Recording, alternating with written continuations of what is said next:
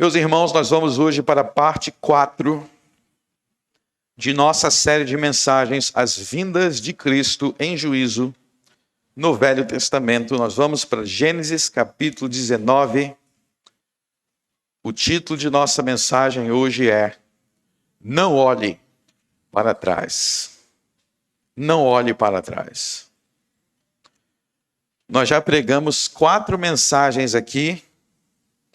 Quer dizer, já pregamos 3 mensagens sobre Sodoma e Gomorra. Nós aprendemos muitas coisas sobre Sodoma e Gomorra. E nós vamos continuar na nossa mensagem a partir do verso 4. E antes que se deitassem, cercaram a casa os homens daquela cidade, os homens de Sodoma, desde o moço até o velho, todo o povo de todos os bairros. E chamaram a Ló e disseram-lhe: Onde estão os homens que a ti vieram nesta noite? Traza-nos para fora, traze-os fora a nós, para que os conheçamos. Então saiu Ló a eles à porta, e fechou a porta atrás de si, e disse: Meus irmãos, rogo-vos que não façais mal. Eis aqui 2 filhas tenho, que ainda não conheceram homens. Fora vou-las trarei, e fareis dela como bom for aos vossos olhos. Somente nada façais a estes homens, porque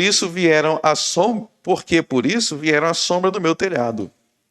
Eles, porém, disseram: Sai daí! Disseram mais: Como estrangeiro, este indivíduo veio aqui habitar, e quereria ser juiz em tudo. Agora te faremos mais mal a ti do que a eles. E arremessaram-se sobre o homem, sobre Ló, e aproximaram-se para arrombar a porta. Aqueles homens, porém, estenderam as suas mãos e fizeram entrar a Ló consigo na casa, e fecharam a porta.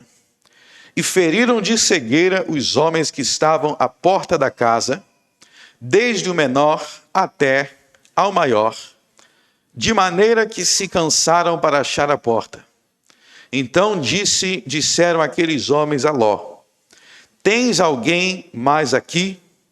Teu genro, teus filhos, a tua filha e todos quantos tens nessa cidade, tira-os fora deste lugar, porque nós vamos destruir este lugar, porque o seu clamor tem aumentado diante da face do Senhor, e o Senhor nos enviou a destruí-lo. Então saiu Ló e falou a seus genros, aos que haviam de tomar as suas filhas, e disse: Levantai-vos, saí deste lugar, porque o Senhor há de destruir a cidade. Foi tido, porém, por zombador aos olhos de seus genros. E ao amanhecer, os anjos apertaram com Ló, dizendo: Levanta-te, toma tua mulher e tuas 2 filhas que aqui estão, para que não pereças na injustiça desta cidade. Ele, porém, demorava-se, e aqueles homens lhe pegaram pela mão, e pela mão de sua mulher, e pela mão de suas 2 filhas, sendo-lhe o Senhor misericordioso, e tiraram-no e puseram fora da cidade. E aconteceu que, tirando-os fora, disse: Escapa-te por tua vida, não olhas para trás de ti, e não pares em toda esta campina.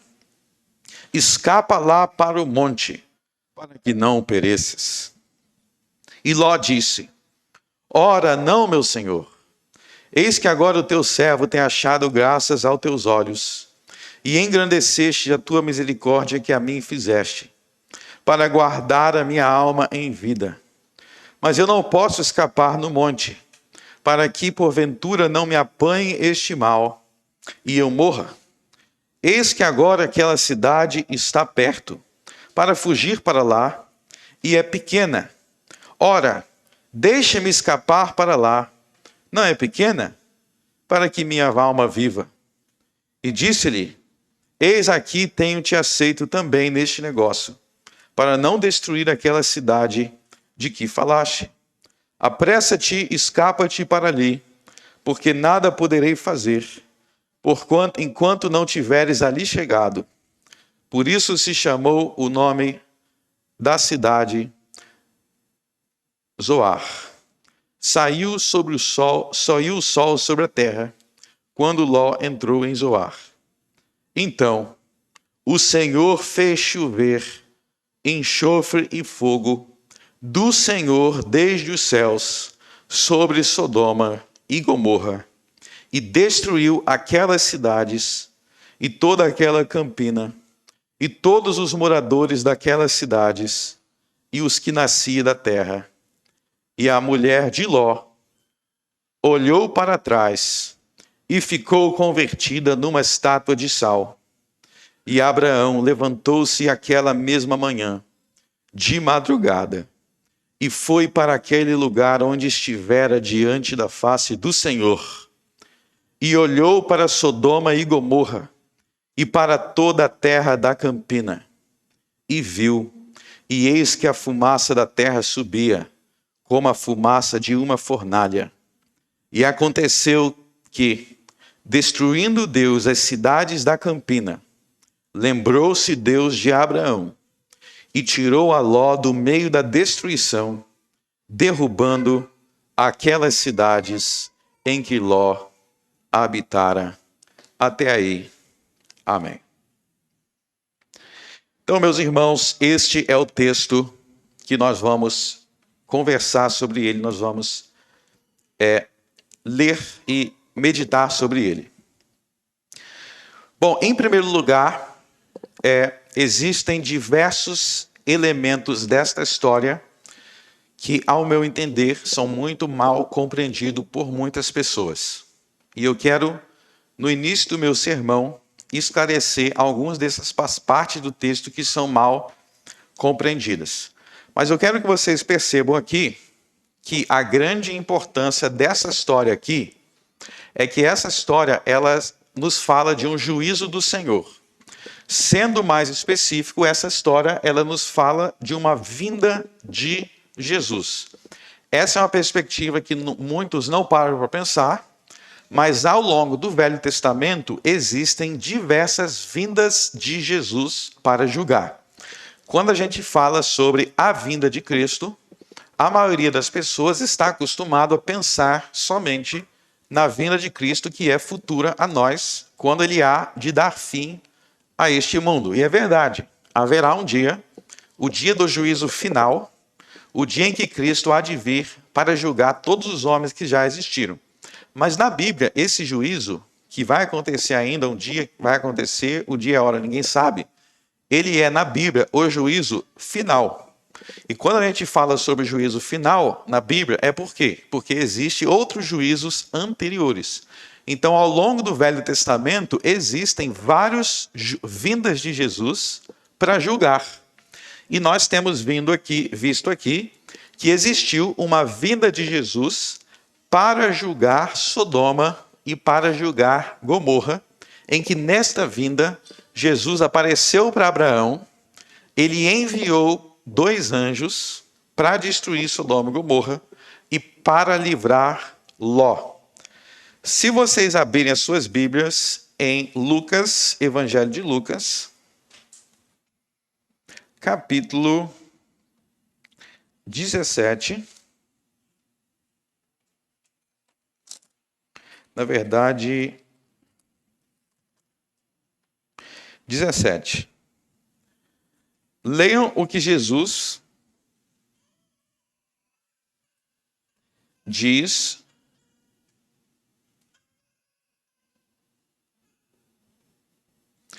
nos versos 24, a partir do verso 24. Olha só. Porque como relâmpago que faiscando desde uma parte do céu, resplandece até a outra parte do céu, assim será também o Filho do Homem no seu dia. Mas primeiro convém que ele padeça, muito e seja reprovado por esta geração. E como aconteceu nos dias de Noé, assim também será nos dias do Filho do Homem. Comiam, bebiam, casavam e davam-se em casamento, até o dia em que Noé entrou na arca, veio o dilúvio e os consumiu a todos. Como também da mesma maneira aconteceu nos dias de Ló, comiam, bebiam, compravam, vendiam, plantavam e edificavam. Mas no dia em que Ló saiu de Sodoma, choveu do céu fogo e enxofre e os consumiu a todos. Assim será no dia em que o Filho do Homem há de se manifestar. Pulem para o verso 32. Lembrai-vos da mulher de Ló. Qualquer que procurar salvar a sua vida, perdê-la-á, e qualquer que perder, salvá-la-á. Até aí, podem voltar para o capítulo 19 de Gênesis. Então veja que aí o Senhor Jesus, ele cita a história de Ló para falar algo de uma vinda em juízo futura. Então ele usa a história de Ló para falar sobre a sua vinda. Por quê? Porque na história de Ló existe uma vinda dele também.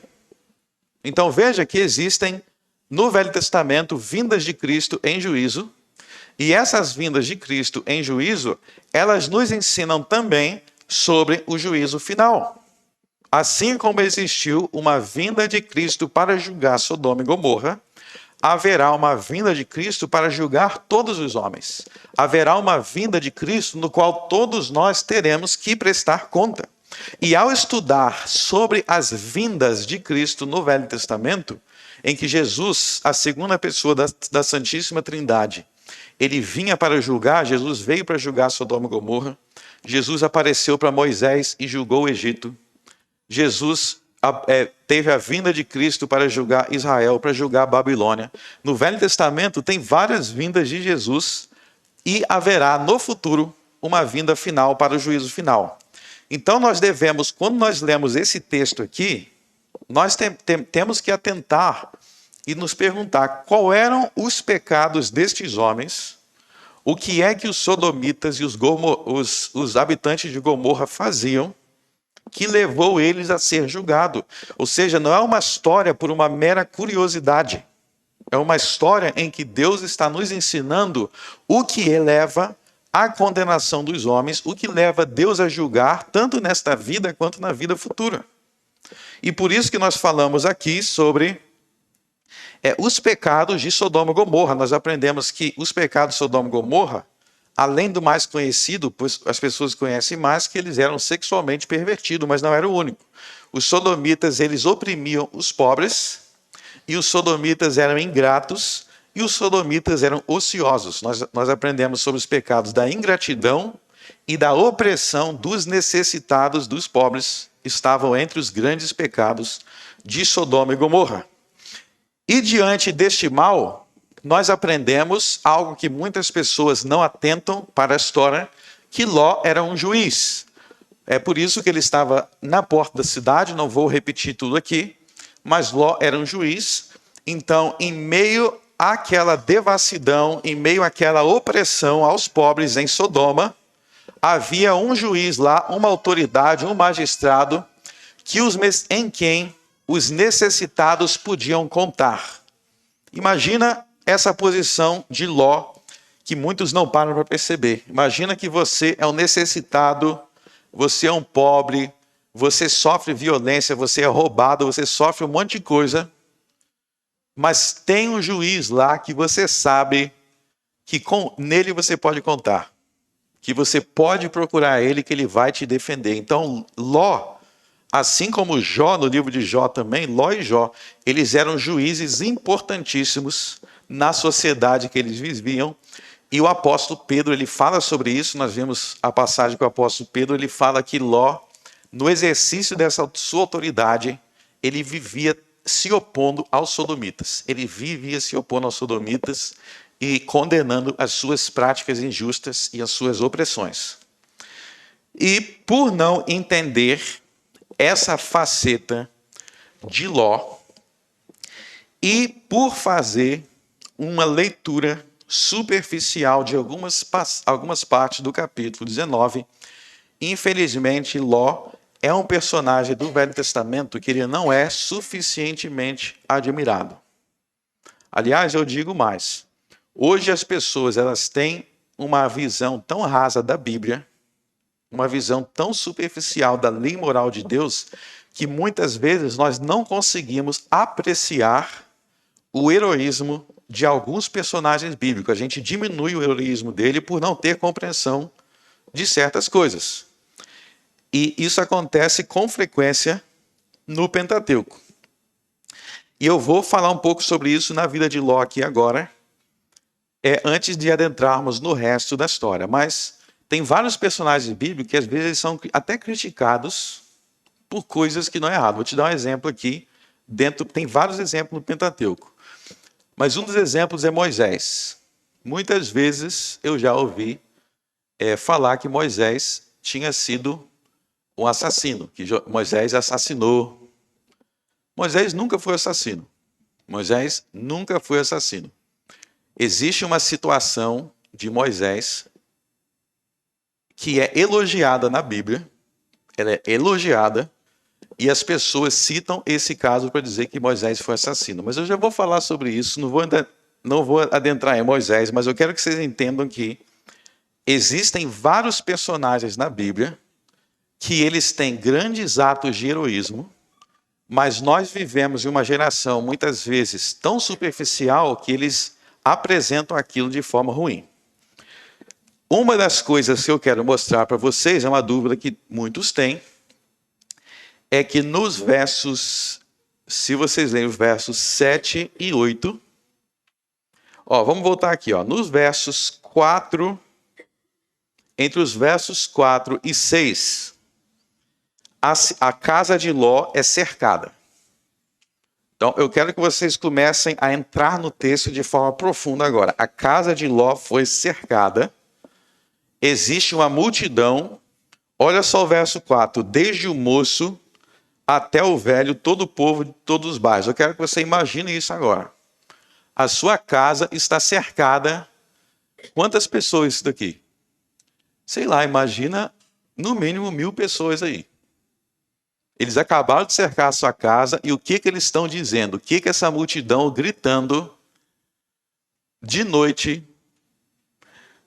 Você na sua casa lá, passa um carro, faz um barulho, você já começa a ficar meio assim.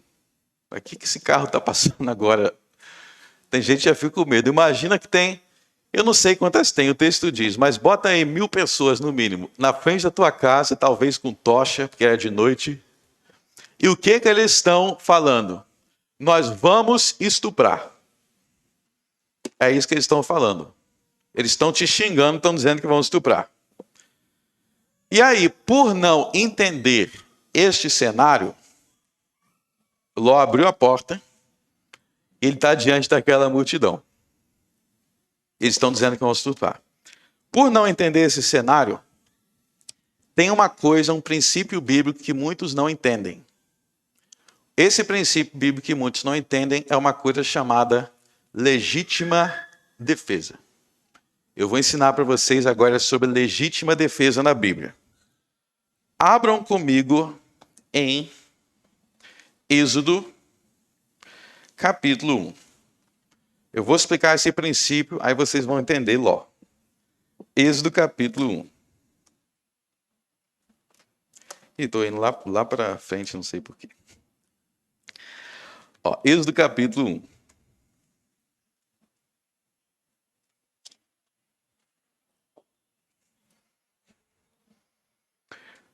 Vamos aprender sobre o princípio de legítima defesa na Bíblia, porque este é o importante componente da lei moral.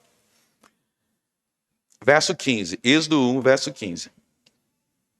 E o rei do Egito falou às parteiras das hebreias, das quais o nome de uma era Sifrá e o da outra Puá, e disse: quando ajudardes a dar à luz às hebreias e as virdes sobre os assentos, se for filho, matai-o.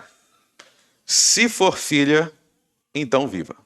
Então, para aí, Então, chegou o rei do Egito e ele falou assim, esses israelitas aí estão se multiplicando demais, está crescendo a população, então a gente vai ter que matar aí as crianças que estão nascendo. Então, isso aí seria a filosofia do aborto daquela época. Os abortistas, esses daqui. Por exemplo, se vocês voltarem, deixa eu dar um exemplo aqui moderno disso daqui.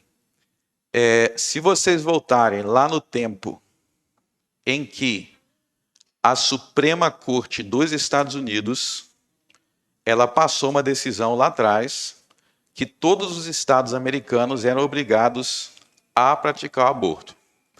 A principal defensora que defendeu essa tese lá perante a Suprema Corte americana, que tomou essa decisão na época, agora eles estão discutindo isso de novo. Estou falando lá na época que foi legalizado. O nome da mulher se chamava Margaret Sanger.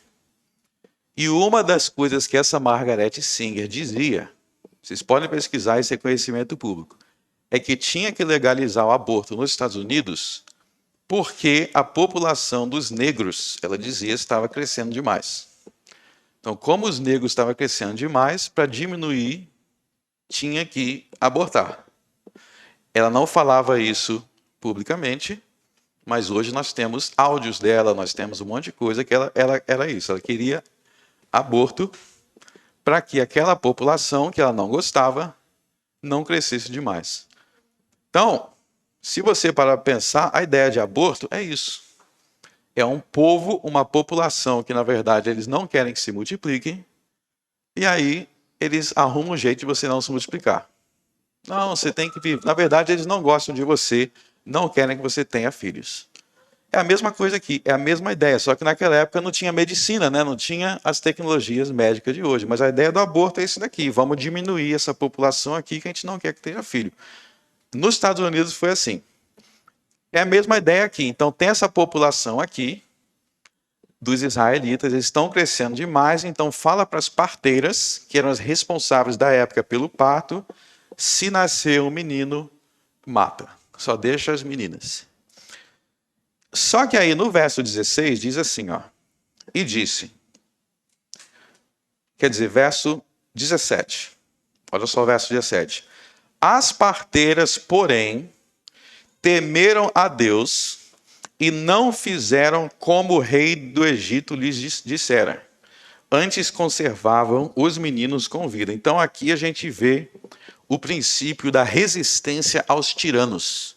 Isso é um princípio moral bíblico muito importante, que quando um governo ele dá uma ordem imoral, você não deve obedecer ao governo. É o princípio da resistência a tirano. Tirano é um governo opressivo. Então, se o governo falar assim, ó, nós vamos matar todos os judeus do Brasil, como foi feito lá na Alemanha nazista, a gente não pode obedecer essa ordem. A gente obedece ao governo quando a ordem do governo é justa. Se for uma ordem mandando cometer um ato imoral, a gente não crê naquilo, porque é contra a lei moral de Deus. Então é isso que as parteiras fizeram, né? Elas temeram a Deus, olha só que o texto ênfase o temor a Deus. Você tem que temer a Deus mais do que os homens. Você não tem que colocar o temor, eu estou com medo dos homens. Não. Jesus falou, tema antes a Deus. Vamos continuar.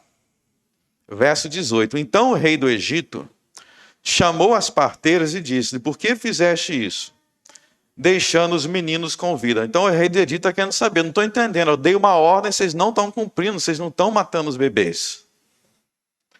Qual era o motivo delas não matar os bebês? Era por fidelidade a Deus. Sexto mandamento, né? Não matarás. Não vou matar esses bebês. Mas o que elas respondem? Verso 19.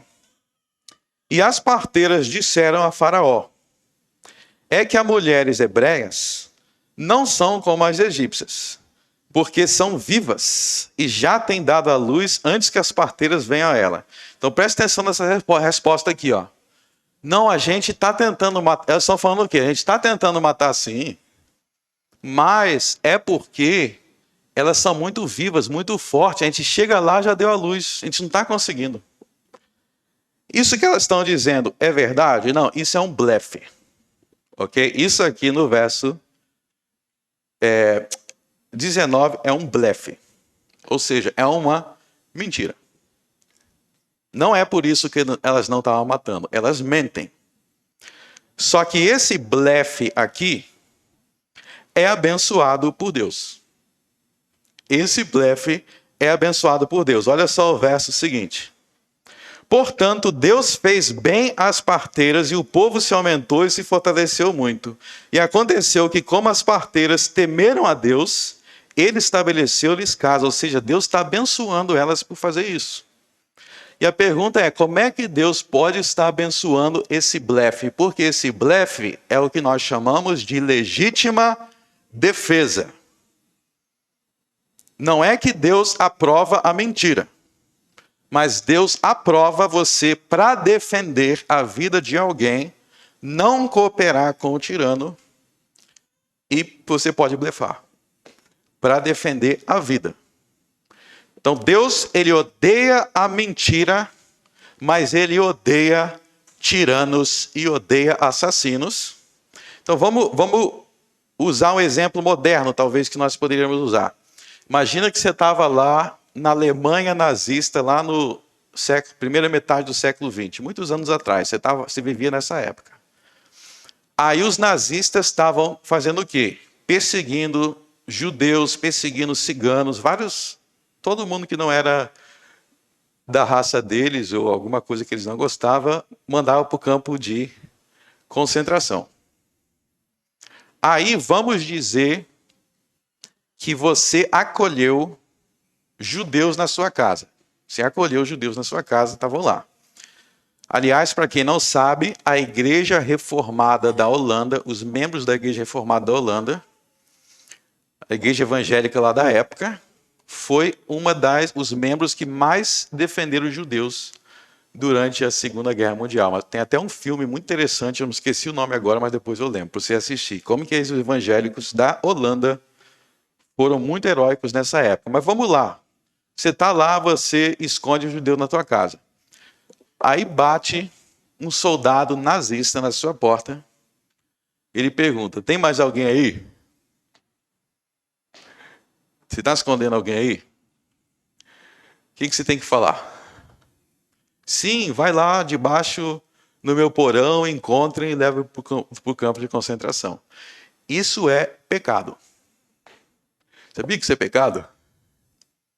Uma visão superficial dos mandamentos de Deus vai dizer que você tem que falar a verdade ali, porque vai falar, não dirás faltas. Isso é uma visão superficial do nono mandamento. Então a gente viu aqui que o blefe em legítima defesa. O que é legítima defesa? É para impedir alguém de morrer.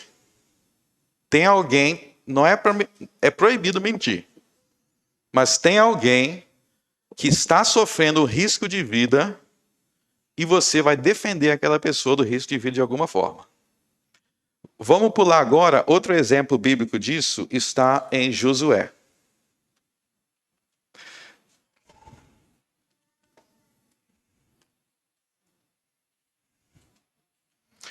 Josué capítulo 1. Desculpe, Josué capítulo 2. Esse caso aqui é outro importante texto que ensina esse princípio, legítima defesa. Legítima defesa.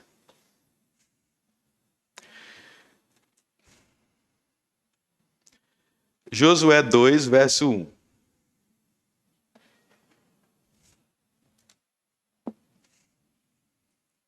E Josué, filho de Num, enviou secretamente de Sitim 2 homens a espiar, dizendo, ide reconhecer a terra e a Jericó.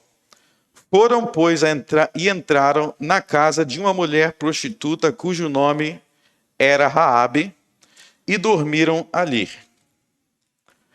Então deu-se notícia ao rei de Jericó, dizendo, eis que esta noite vieram aqui uns homens dos filhos de Israel para espiar a terra. Então, para aí. Vocês lembram que Josué mandou 2 espias aqui, são 2 espias, eles foram até Jericó para espiar a terra, ou seja, para ver como é que tinha que atacar Jericó. E aí, essa prostituta, ela recebeu os espias de Israel na casa dela. Primeiro detalhe que eu quero mostrar sobre isso, vinculando com o sermão da semana passada, é o seguinte: quem é que ficava nos muros da cidade daquela época? Eu mostrei aqui que o muro da cidade, quem ficava era a autoridade, os juízes, os magistrados, o governo morava perto do muro, porque o muro era uma questão de defesa. Então, se Raabe morava numa casa no muro da cidade, o que isso diz sobre Raabe? Que Raabe era uma prostituta de luxo. Ela era uma prostituta de luxo que saía com as autoridades, os juízes da cidade. Por isso que era no muro da cidade. Quem quiser entender melhor sobre o muro da cidade, se não estava aqui, assiste o sermão da semana passada, vocês na internet. Mas então eles chegaram e Raabe recebeu esses espias.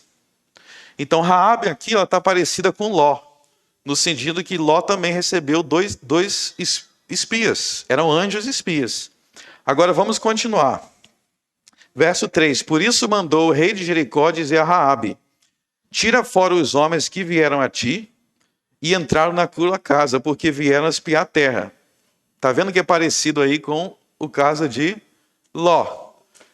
Chegou dois homens aí, ó, tira eles, entrega eles aí. Agora vamos continuar. Porém, aquela mulher tomou os 2 homens e os escondeu, e disse: é verdade que vieram homens a mim, porém eu não sabia de onde eram. E aconteceu que, havendo-se de fechar a porta, sendo já escuro, aqueles homens saíram. Não sei para onde aqueles homens foram, ide após eles depressa, porque os alcançareis. Porém ela os tinha feito subir ao eirado, e os tinha escondido entre as canas de linho, que puseram em ordem sobre o eirado. Então você vê que aí ela blefa, é um blefe. Ela diz: eu não sei onde é que eles estão, mas ela tinha acabado de esconder. Por que ela blefa? Porque ela quer proteger a vida desses homens. Se eles foram pegos ali, eles vão morrer, como espias. Agora veja aqui a explicação que ela vai dar para esses homens. Por que ela protegeu esses homens? Por que ela não queria que eles morressem? Por que ela defendeu a vida deles? Verso 9. E disse aos homens: bem sei que o Senhor vos deu esta terra, e que o pavor de vós caiu sobre nós, e que todos os moradores da terra estão desfalecidos diante de vós, porque temos ouvido que o Senhor secou as águas do Mar Vermelho diante de vós, quando saíste do Egito, e que fizestes aos 2 reis dos amorreus, e Sião e Og, que estavam além de Jordão, os quais destruístes. O que ouvindo desfaleceu o nosso coração, e em ninguém há mais ânimo algum por causa da vossa presença, porque o Senhor vosso Deus é Deus, em cima nos céus e embaixo da terra.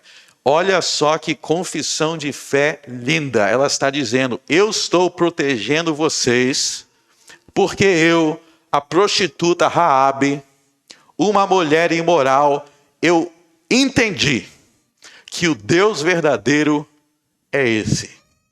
Então eu vou proteger vocês e eu não vou proteger a minha própria nação. Agora, olha o que é dito em Tiago capítulo 2. Abra em Tiago capítulo 2. Olha só o que é dito sobre ela.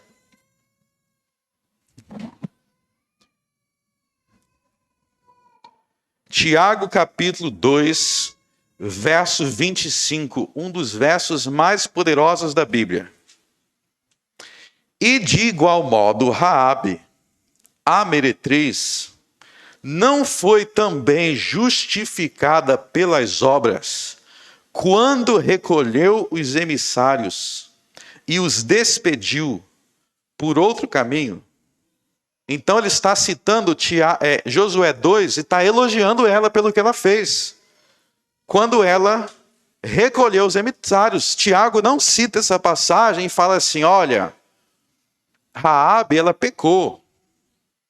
Raabe, ela estava imoral. Não, esse caso é citado como exemplo de coragem. Ela teve coragem de se colocar contra o rei, assim como as parteiras lá tiveram coragem de se colocar contra Faraó, porque ela creu em Deus e as obras dela, essa obra dela, que inclui o blefe, é citada pelo apóstolo como prova de que a fé dela era verdadeira, porque ela estava disposta a se arriscar. Então nós vemos aqui, pode voltar lá para Gênesis, tem muitos outros exemplos também do princípio de legítima defesa na Bíblia. Exemplos de legítima defesa na Bíblia. Inclusive no Pentateuco, por exemplo, o caso de Moisés, que ele impediu um escravo de morrer. O escravo ia ser morto e Moisés salvou ele em legítima defesa e matou o agressor. A Bíblia cita esse exemplo de Moisés como bom. Hebreus 11 e outras passagens. Atos, que a gente leu semana passada. Então existe o princípio bíblico de legítima defesa,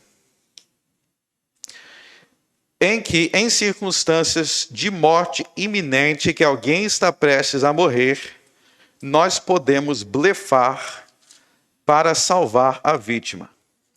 Volte aí para Gênesis 19, tá? Então, eu quero que vocês, antes de avançar, eu quero que vocês percebam que, ao longo de toda a Bíblia, a gente leu semana passada, a carta de Pedro, Ló, essa história aqui, assim como nós vimos agora de Raabe, essa história aqui, ela é citada por Pedro, Gênesis 19, para dizer que aqui, e que quando ele morava em Sodoma, Ló era muito justo. E nós já vimos por que ele era muito justo. Só que essa visão de Ló como sendo muito justo, ela é minada por uma leitura superficial que nós lemos no verso 8. Vamos agora para o verso 8. Que é verso 7, desculpe. E disse: meus irmãos, rogo-vos que não façais mal. Eis aqui 2 filhas tenho, que ainda não conheceram homens. Fora vos trarei e fareis dela como bom for aos vossos olhos. Somente nada façais a estes homens, porque por isso vieram à sombra do meu telhado. Então, o que costuma ser questionado? Você vê aqui que Ló diz, ele está com a casa dele cercada, tem uma multidão, 1000 pessoas na casa dele, e ele fala, calma, calma, calma, gente. Ele já está prestes a arrombar. Ele fala, calma, gente, eu tenho 2 filhas. E vocês podem fazer o que vocês quiserem com essas 2 filhas. Só não toca minha visita aqui. Bom, é uma oferta muito, muito, muito baixa. Ele está oferecendo as filhas dele. E isso indicaria que Ló, que ele não seria realmente tão justo assim. Indicaria, se você for um leitor superficial e achar que ele está falando sério. Mas ele não está. O que Ló está querendo fazer aqui? Ló está blefando porque Ló quer ganhar tempo. Vamos analisar o contexto aqui. Vamos analisar o contexto. O que Ló acabou de... O que ele estava fazendo dentro da casa dele? Eu não vou repetir todo o sermão na semana passada, mas vocês lembram que Ló tinha passado a noite inteira conversando com os anjos. Ele tinha passado a noite inteira, você lembra que ele era juiz, a função dele era saber, uma das funções dele, o que os estrangeiros vieram fazer. Ele passou a noite inteira conversando com os anjos. E ao conversar com os anjos, então, Ló viu aquela multidão que estava desconfiada com essa... O que Ló está recebendo esses homens? Eles estavam desconfiados. E Ló, ao sair da porta, o que ele precisa fazer? Ele precisa ter uma desculpa para voltar de volta para casa e avisar aos anjos o que está acontecendo lá fora. Ele precisa de uma desculpa. Esse é o negócio. Imagina, a gente lê as coisas sem prestar atenção. Eu preciso voltar para avisar o que está acontecendo para os anjos que já estão aqui. O que você tem que falar? Não vou permitir nada disso, tá? O que você falaria? Coloque-se no lugar dele. Você precisa dizer algo para enrolar. É isso, é enrolar, é blefar. E tem mais um ponto. Tá vendo que ele fala aí dos genros dele? No verso 8 ele fala... Olha, ele fala aí que ainda não conheceram homens. Olha lá no verso 12. Fala do genro e depois no verso 14 fala do genro. Se você ler aí com atenção, os genros dele eram sodomitas e eles estavam lá. Então, quando Ló ele fala as minhas duas filhas, ele está fazendo referência a algo que estaria lá no meio da multidão, os genros. Eles tinham que falar assim, opa, peraí. Essa aí é minha noiva. Se você observar, ele sai para fora no verso 14. Então saiu Ló, ele saiu de onde? Da casa. E foi falar com o genro, que fazia parte da multidão do verso 4. Os homens de Sodoma, desde os moços até o velho, ele saiu e foi falar com o genro.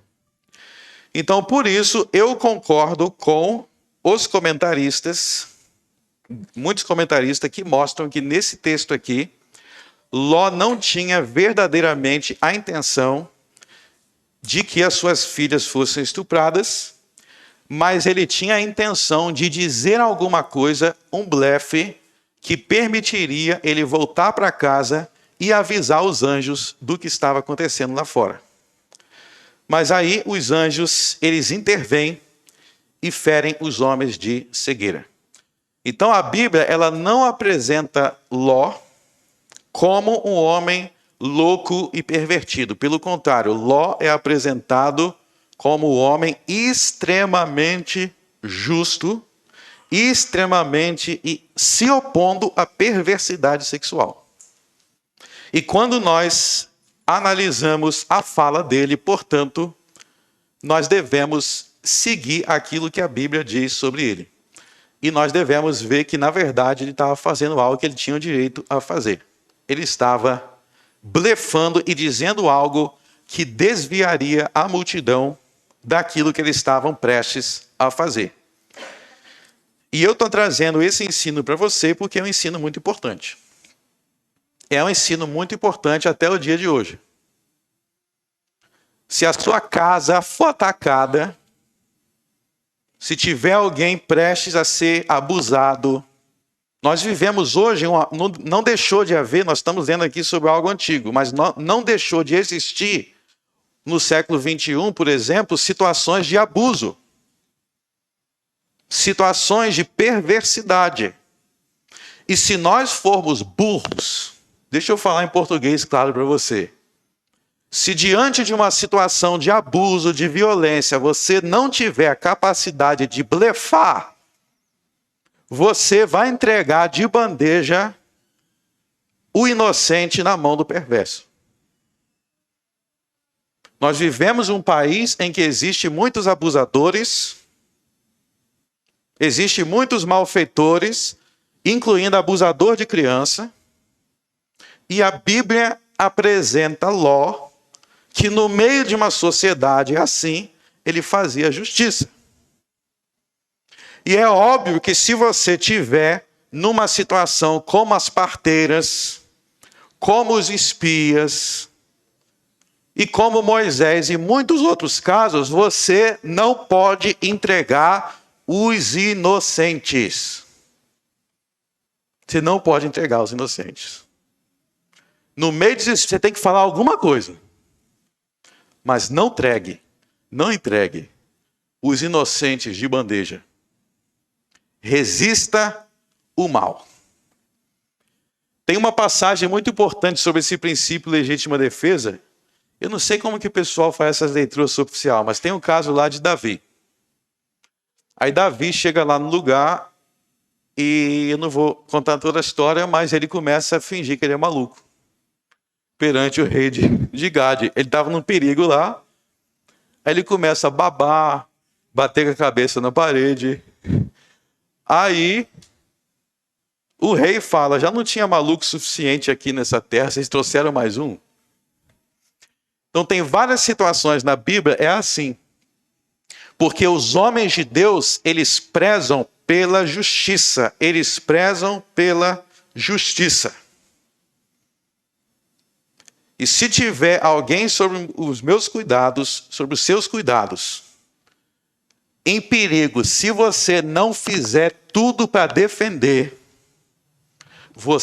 aí sim, você é um perverso. Se tiver uma criança, uma mulher, e vocês, homens, não fizerem tudo para defender, até se necessário blefar, você é um perverso com carteirinha de crente. Porque Deus ama a justiça. O cristão superficial, sabe o que ele faz? O governo mandou matar as crianças. A gente tem que se submeter ao governo, né? Romanos 13. Então vai lá e mata. Tem um estuprador aqui na minha porta, mas eu não vou ligar para a polícia não, porque tem que amar os inimigos. Para de deturpar a Bíblia. Tem um estuprador aí na porta, minta para ele. Minta para você ser santo. É assim que o homem justo na Bíblia é. E se você tiver que morrer, você morre. Para defender os inocentes. Então, se a gente entender isso, a gente vai entender que essas partes aqui não estão em contradição com o exemplo, com aquilo que Pedro diz sobre essa passagem. Com aquilo que Pedro, quando ele cita essa passagem aqui, ele diz que Ló foi justo. Mas tem outra coisa que eu quero chamar a atenção aqui sobre Ló, que também é motivo de crítica e, na verdade, não deveria ser. Nós vimos aí no verso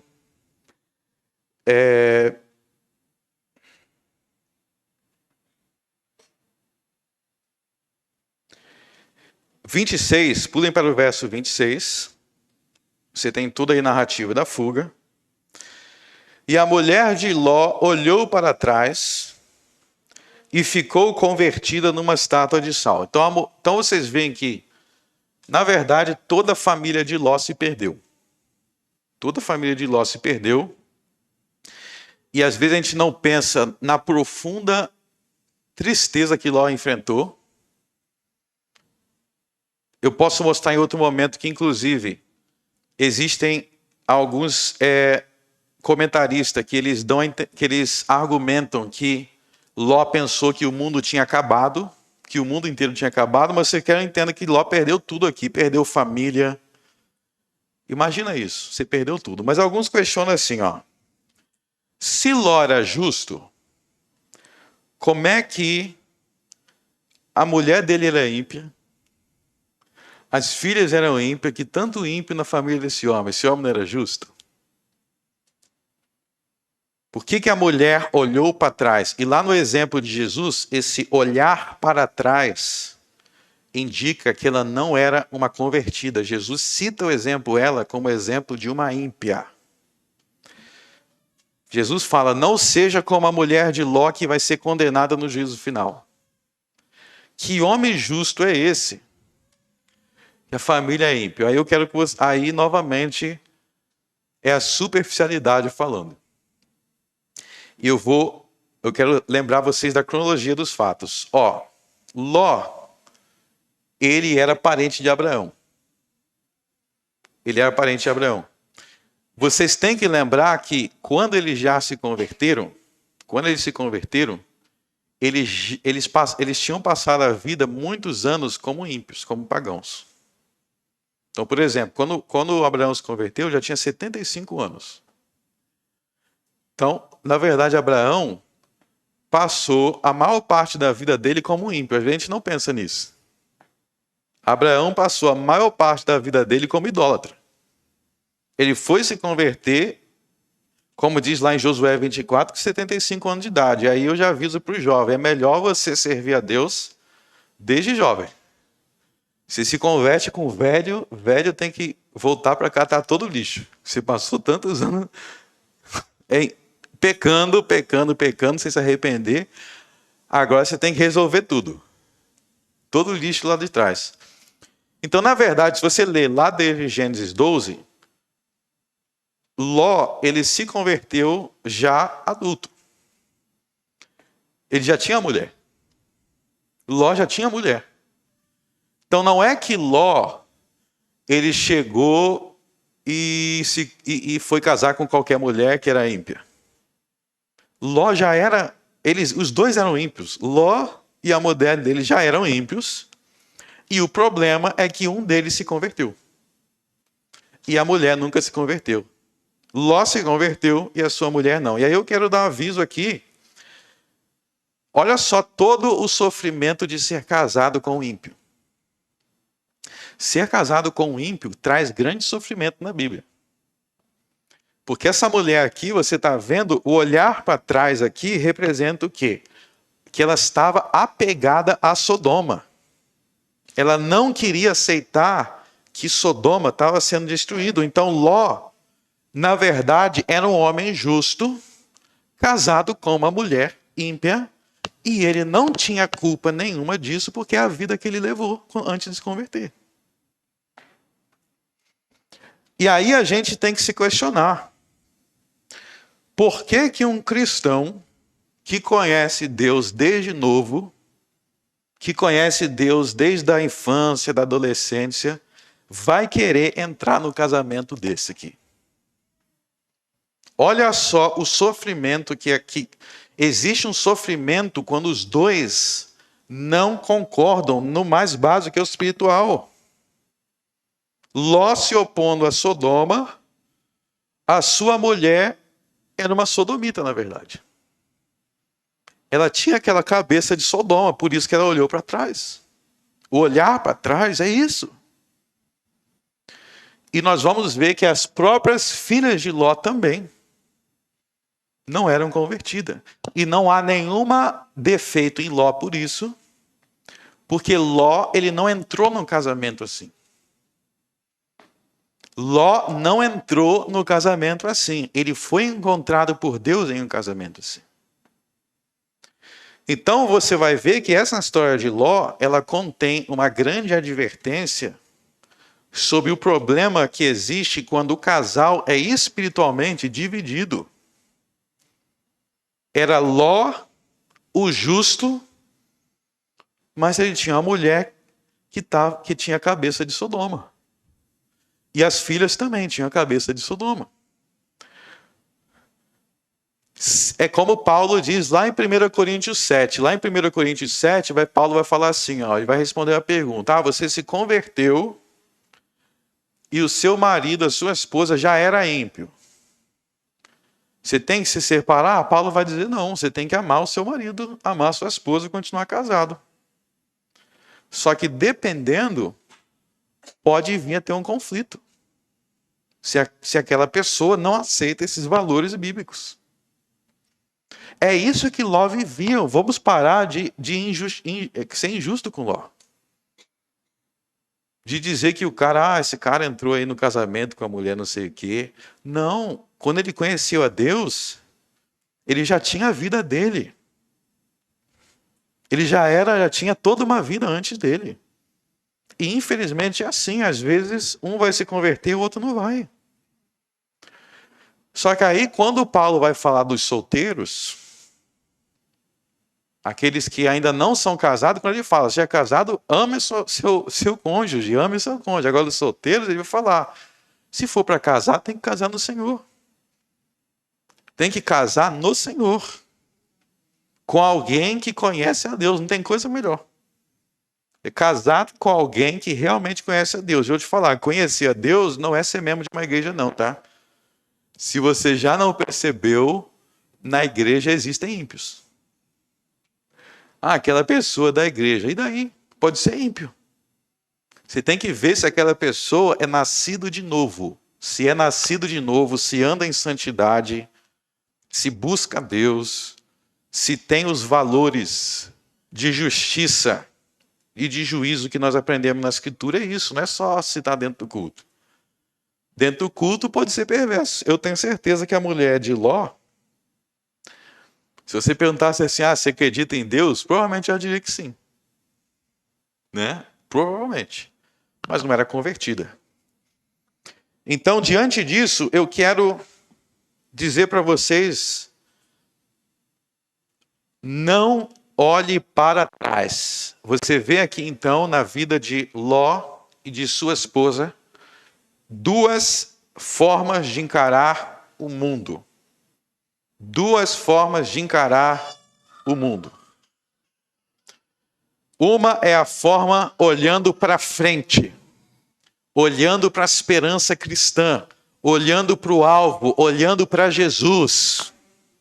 Olhe para a frente, olhe para Jesus. Isso é a cosmovisão de Ló e por isso ele era justo. Por isso ele era esse juiz que todo mundo procurava ele para defender sua causa. Ele servia ao Senhor que é justo. E a outra forma de encarar o mundo é olhando para trás. É apegado a este sistema. É apegado a essa devassidão. Essa história nos ensina que todo país, todo povo, toda civilização que se baseia na opressão, na mentira, na falsidade, na falta de amor, vai ter um juízo. E nós não podemos nos apegar a isso, nós não podemos olhar para trás. Você não pode ser uma pessoa que você fica pensando assim, eu virei cristão, eu não posso isso, não posso aquilo outro, e começa a murmurar, reclamar. Isso é olhar para trás. Para que você quer isso e aquilo que faz parte de Sodoma, que Deus está tacando fogo em enxofre, você fica se apegado naquilo. Porque, aliás, isso é ser injusto. Porque as coisas que a gente fica olhando para trás fazem parte de um sistema injusto e opressivo. Um sistema injusto e opressivo que a gente sente saudades dele. Por que você sente saudades daquelas festas, daquelas bebedeiras? Se as pessoas saem daquelas festas, saem daquela bebedeira e vai destruir sua família. Lugares onde as pessoas vão para adulterar, lugares que as pessoas vão para encher a cara, ir para casa, bater na mulher, humilhar os filhos, e a gente sente saudade desses ambientes. O ambiente que todo mundo que está ali está se destruindo. E a gente não vê isso, fica sentindo saudades. Saudades de músicas perversas que são usadas pelo diabo para destruir as pessoas. Tem música que o diabo usa para destruir as pessoas. Por que a gente sente saudade disso? Porque a gente não consegue entender que por trás daquela música está toda essa destruição. É por isso que a gente sente saudades. Meus irmãos, a mulher de Ló é isso. Ela está sentindo saudade disso, da vida de Sodoma. Daquelas festas, daquelas coisas que ela vivia lá. Ela não acredita que acabou. Ela não acredita que acabou. E ela olha para trás. Ela olha para trás. Não seja assim. Presta atenção no que você ouve, na letra do que você está ouvindo. Porque tem música que são usadas para oprimir as pessoas. Para oprimir. É muito fácil a gente olhar para uma música, eu gostei dessa batida. Meu irmão, é essa música aí, falando essas coisas, que o diabo usa para afundar as pessoas. Para afundar as pessoas. É nessa música aí que as mulheres vão para o bailão e traem seus maridos. É nessa música aí que os homens vão lá para se drogar, para ouvir essa letra e ser incentivado a adulterar. Esse é o ritmo de Sodoma. É assim que o diabo usa. Por que a gente está com saudades disso? Porque a gente desvinculou a causa do efeito. A gente desvinculou as consequências. É uma cegueira realmente. Eu tenho saudades do tempo que eu ficava embriagado. Olha para o seu redor, você vai ver o que a embriaguez causa. Olha para os seus parentes embriagados. Olha para aquela menina de 9 anos que tem um pai bêbado. Você quer cooperar com isso? Você quer cooperar com Sodoma?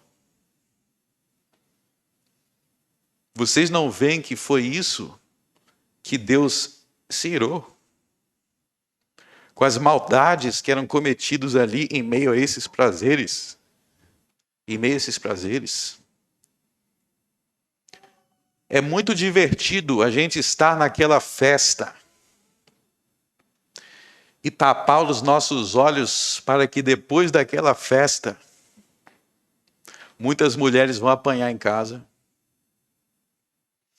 Muitas estão ali dançando feliz, mas estão sendo traídas. O cristão não é um inimigo dos prazeres. A gente não é inimigo de prazer nem de festa. Aliás, ontem teve uma festa lá na minha casa. O cristão não tem nada contra a música. A questão é que tipo de festa, que tipo de música, que tipo de prazer. A gente tem que aprender a parar de olhar para trás. Parar de olhar para o mundo. E começar a aprender. A gente tem que aprender a se divertir, a curtir a vida de uma forma justa. Sabia que vocês têm que aprender a curtir a vida? De uma forma correta. Deus quer que a gente curta a vida. Não deixe o diabo tirar isso da sua cabeça. Deus quer que você curta a vida, inclusive com o seu marido, com sua mulher, com seus filhos. É para curtir a vida. Mas sem causar maldades. Então o cristão ele não tem nada contra a alegria, o prazer, a diversão, mas que essas coisas sejam praticadas de forma moral, justa e sem causar destruição. E a gente vive em um país que essa mensagem é urgente. Meus irmãos, a igreja evangélica no Brasil, ela cresceu em grande parte por essa mensagem. As pessoas, o Brasil é um país que foi causado muita destruição por essa vida sodomita. Essa busca desenfreada por prazeres. Eu me lembro uma coisa que você vê nos programas brasileiros. Os programas brasileiros você vai assistir, existe lá mulheres seminuas junto com líderes religiosos, todo mundo dançando junto. Aí os crentes falavam, não assiste isso não. Vocês são muito chatos. Não está vendo a destruição que Como é que vai ter um líder religioso, mulher seminua, uma confusão danada, e não vai destruir as famílias? Uma confusão dessa. O Brasil é isso.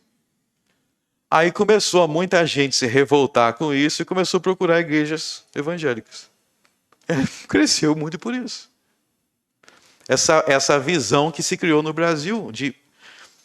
O Brasil é cheio de sodomia. É a mistura do santo com o profano.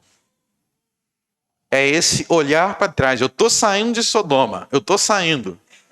Mas eu fico olhando para trás. Eu não consigo largar aquilo. Eu fico olhando para trás. Meus irmãos, não olhem para trás. Olhem para Jesus.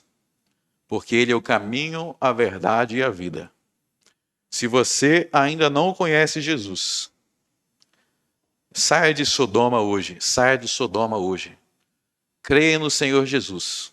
Creia no Senhor Jesus e não olhe para trás. Vamos orar. Senhor, nosso Deus, nosso Pai, nós pedimos a Ti que sejamos livrados de Sodoma, como foi o justo Ló. Que nós tenhamos coragem de sempre defender a justiça. Ser covardes. Ó Senhor, existem aqueles aqui e em todo o Brasil que não são casados com pessoas que te conhecem. Que não têm uma família em que todos te conhecem. Muitas vezes porque quando te conheceram já tinha passado muitos anos, já tinha uma família. Senhor, dê a essas pessoas força, como tu destes a Ló,